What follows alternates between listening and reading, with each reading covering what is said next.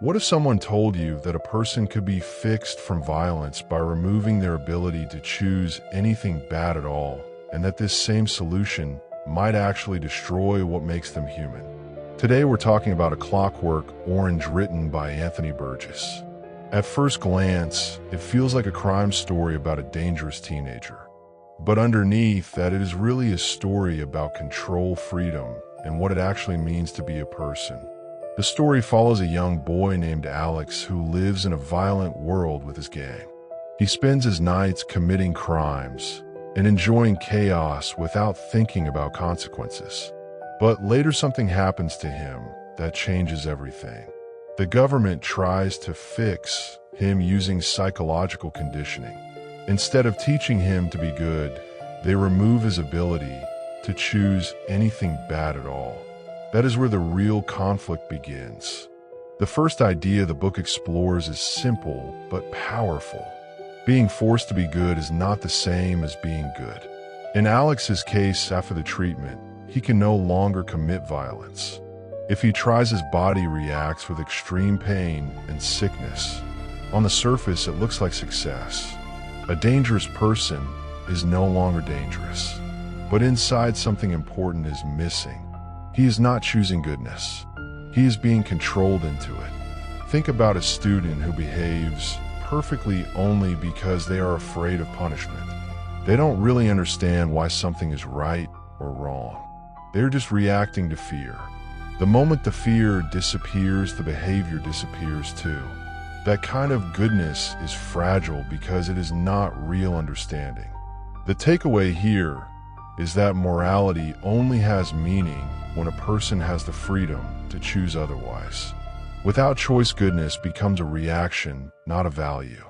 The second idea goes deeper into how violence actually develops. The book suggests that violence is not something people are born with fully formed. It is built slowly through environment, repetition, and influence. Alex doesn't become violent overnight. He is shaped by his surroundings, his friends, and the constant exposure to aggression. Over time, violence becomes normal to him.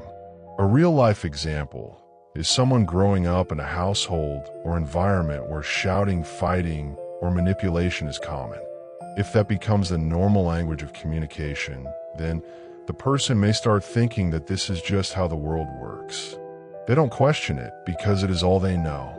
The key takeaway is that your environment quietly trains your mind. What you see every day slowly becomes what you believe is normal. The third idea shifts focus from the individual to the system. After Alex is caught, he becomes part of a government experiment meant to correct criminals. Instead of helping him understand his actions, the system removes his ability to make those choices at all. He is turned into someone who physically cannot do harm anymore. But the question becomes uncomfortable. Is this justice, or is it another form of control? Imagine a society where safety is guaranteed, but only because people are not allowed to think freely or act outside strict limits. On the surface, everything looks peaceful, but underneath, human freedom is gone. The story raises a warning that systems designed to eliminate problems can sometimes end up eliminating humanity instead. The takeaway is that when control replaces choice, even good intentions can turn dangerous. The fourth idea is about society's reaction. When Alex is fixed, people around him are relieved. They see him as harmless now, so they assume the problem is solved. Very few people question what was lost in the process. This reflects something very real in human behavior. People often prefer quick solutions over deeper thinking. If the problem disappears, they stop asking questions. Think about how often people support fast fixes in real life, whether in social issues or personal situations, as long as the discomfort goes away. The deeper consequences are ignored because they are not immediately visible. The takeaway here is that convenience often wins over reflection, even when something important is at stake. At this point, there is a shift happening in the story that most people miss. Alex is not just a villain who becomes a victim. He is both at different points. But more importantly, when his ability to choose is removed, something larger is lost. It is not just behavior that disappears. It is the core of what makes him a human being capable of making decisions at all. That leads into something even more important in the second half of the story. Because the real question is not whether Alex should be punished or saved. The real question is what happens when you remove choice completely from a human life, even if the goal is to make things safer. The story continues to push deeper into the idea of identity and control. One of the most interesting parts of Alex's character is that he builds his identity around rebellion. His sense of self is tied to doing what he wants even when it is wrong. Music, violence, and dominance all become part of how he sees himself. He is not just acting violently, he is identifying with it. When the treatment removes his ability to choose violence, it doesn't just stop his actions. It removes a part of his identity. He is still alive, but he no longer knows who he is supposed to be. This shows something important. Even when parts of our identity are flawed, they still contribute to our understanding of ourselves.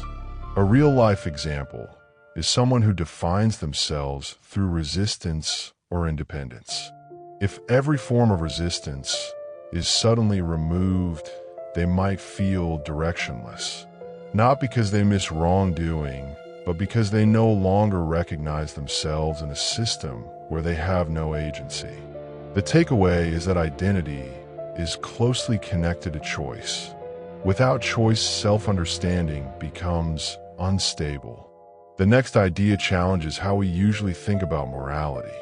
After Alex is conditioned, he can no longer choose to do harm. But that also means he cannot choose anything meaningful in a moral sense. His reactions are automatic. So the question becomes, is he actually a good person or just a controlled one? If a machine always produces correct behavior because it is programmed to do so, we would not call it moral. We would call it programmed. In the same way, Alex's goodness after treatment is not based on understanding or growth. It is based on restriction. The takeaway is that morality is not just about behavior. It is about the ability to choose behavior. The most powerful idea in A Clockwork Orange is that removing choice from a human being also removes something essential about being human. Even if that choice sometimes leads to bad outcomes, it is still part of what defines consciousness, responsibility, and growth. The story is not saying violence is good. It is saying that a world without choice is not fully human anymore. This is where the story becomes uncomfortable because it forces a difficult question. Would you rather live in a world where people are free to do wrong, or a world where everyone is controlled into doing right? There is no easy answer because both options come with consequences that affect what it means to live as a human being.